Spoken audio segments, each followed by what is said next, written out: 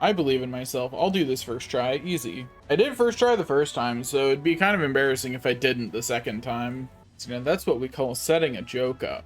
Because now if I succeed, I look cool. But if I fail, it's funny.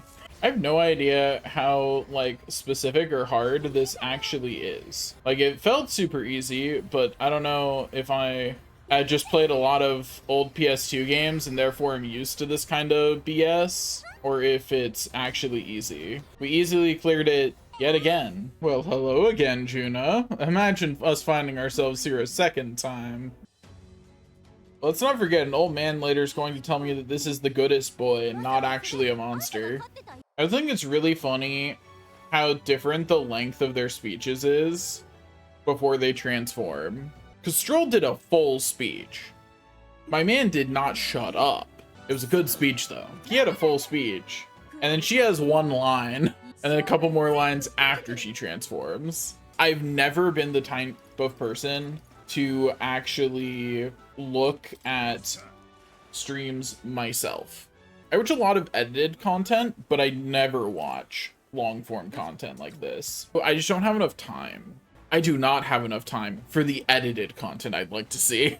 I have not seen past season like 5 of Hero Academia. Rewatching it again, the Invisible Girl thing is just, I knew it was egregious at the time. I thought it was super weird, but man, rewatching it, it is so much more egregious. Literally all she's wearing are boots and gloves, and it's not like, oh, we developed a funny suit for her that allows her to be invisible all the time.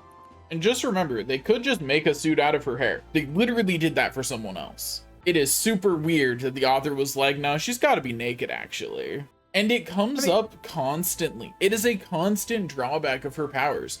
One of the very first things we see happen to her is that Todoroki, in the first combat training, freezes the entire building, the floors of the entire building, which stops both her and Ojiro in their tracks because they are both barefoot. The anime itself, the author points out repeatedly how bad her power is because of this limitation, that she can't wear anything. But there is realistically no reason for the author to have written things like that. It sucks.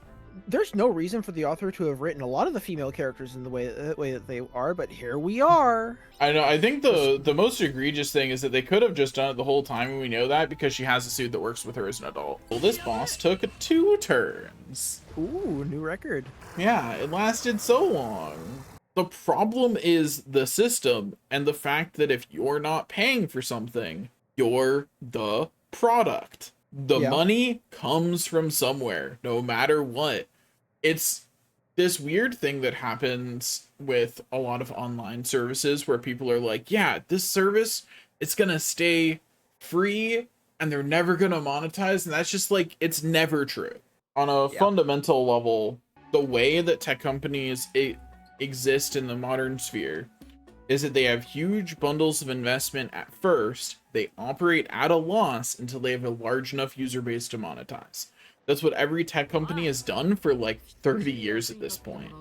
And it's like, at some point, it'd be really nice if people stopped falling for it. Like, the problem is the way that companies have to monetize that way. The problem is that people are not willing to simply pay for a service. They want it to be free. And fundamentally, we do not live in a system where it can be free without enshittification. It's just not possible. It will just go out of business, which is what happens to some of them, right? There are services that stay free until the bitter end. You have to pay for services. They don't just materialize. Running Discord is not cheap. Discord is going to need to make its money back. And it's just wild that there's this pervasive culture of like, but can't we just have it all for free? And it's like, not under our current economic model. I agree that we should change our economic model. It's not working.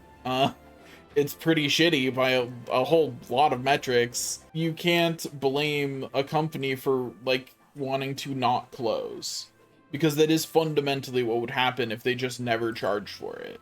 The company can't run at a loss forever. Every person in Discord could be fully against capitalism. It does not matter. They still exist within it.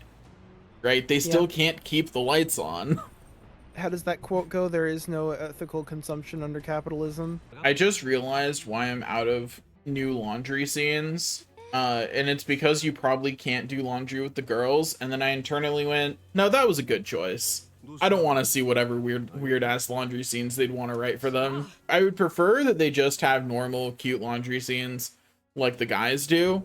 But it is preferable for them to have none than it is for them to have weird ones. I checked Stellaris. It was approximately 490 some odd gigabytes. That's a few gigabytes, you know, it's just a couple. Yeah. I feel like you're misrepresenting yourself here with the clueless tag at the moment. No, I'm not. Technically, if you think about it, a funeral is just self-sacrifice. I'm not sure that's true of most funerals. I really wish that Baldur's Gate had a better inventory management system. Yeah. I don't know how to fix it, but man, does it need fixing.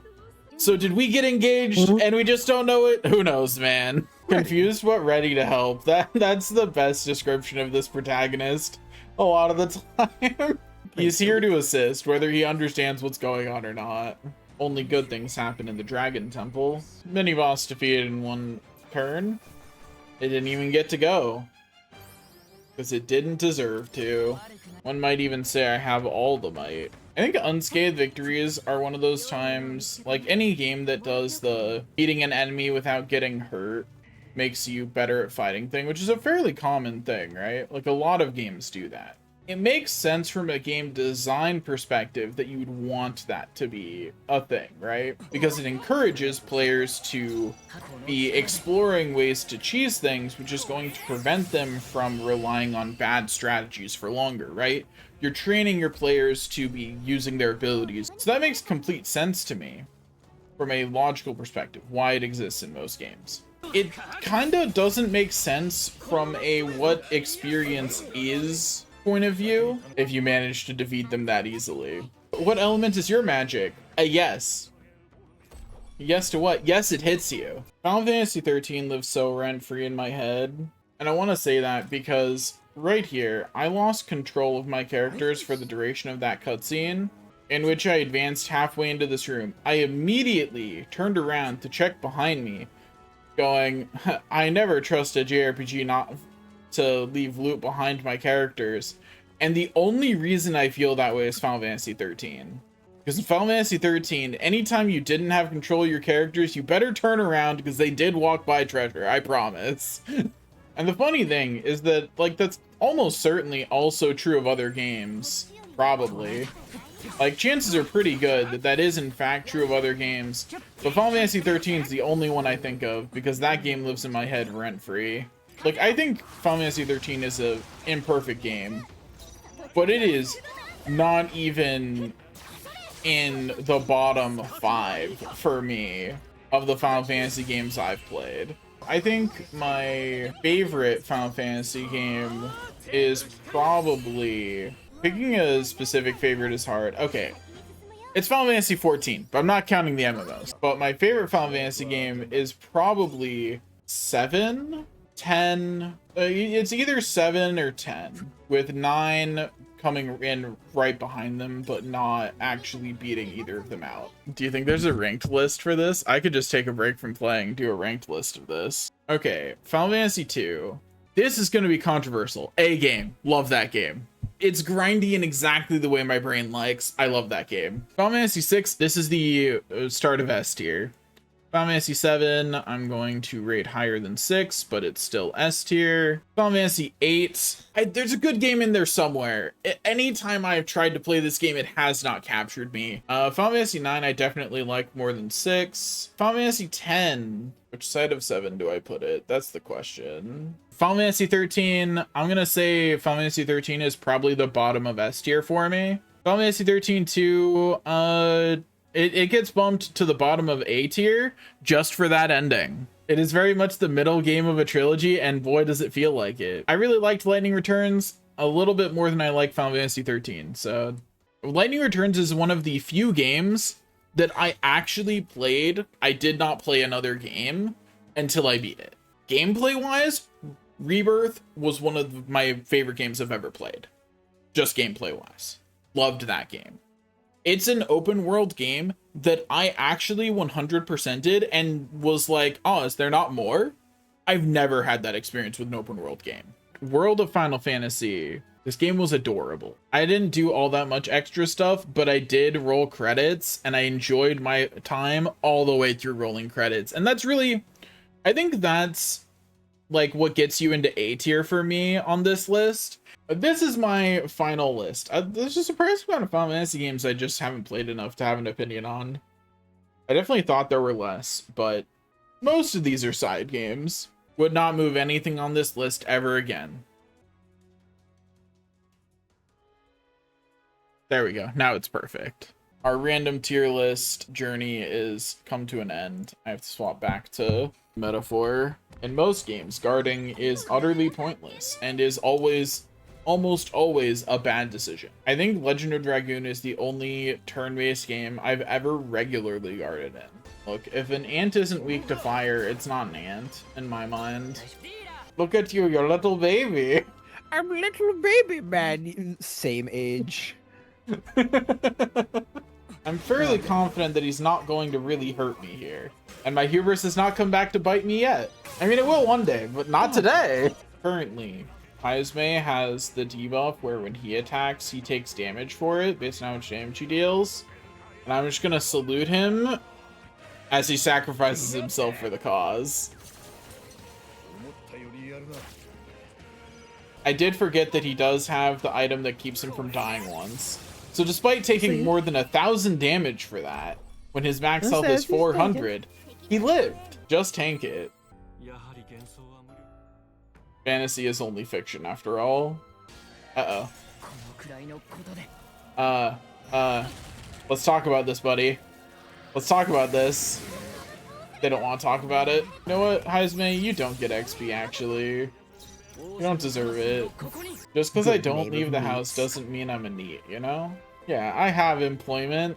I'm not as employed as I would like to be, but I do have employment. I was gonna let you live. I didn't want to do this. You made this choice. I think the list of things I wouldn't do in real life for 10,000 money pretty immediately is not long. Yeah, something that I don't get is when people get offended when you take up the offer of punching your best friend in the face for $30 million or something like that. It's like, do you have any inkling about how much 30 million is? Bro, I'll punch you in the face and just hand you a good 30K, and that'll fix you for like 4 years. Like $30 million is you never have to work another day in your life money.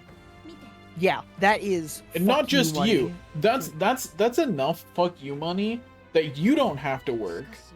Whoever you date doesn't have to work. Your parents don't have to work, and any children you ever have also do not have to work if they do not want to. So long as whoever I have to do something to will survive the experience and not be maimed, yeah, I'll punch them in the face or whatever, man. I'll set them up for life after, and they better be grateful.